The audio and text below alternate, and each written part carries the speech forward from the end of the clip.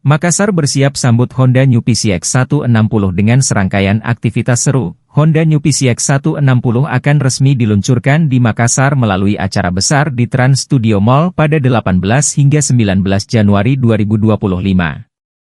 Sebelumnya, pengunjung dapat menikmati Big Labirin PCX 160 yang berlangsung 13 hingga 17 Januari, di mana pemenang tercepat berpeluang memenangkan PlayStation 5.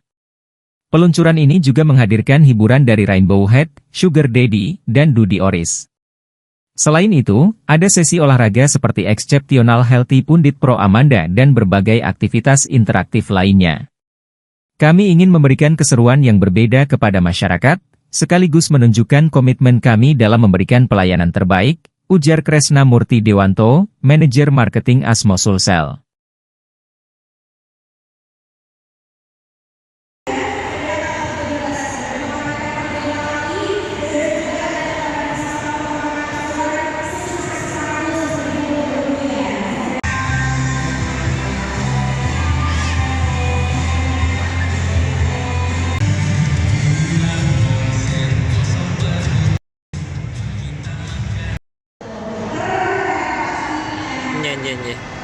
Iya, pasal ini.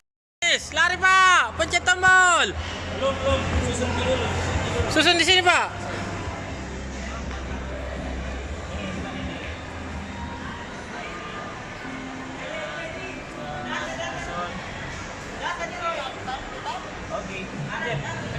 Oke, pencet tombol.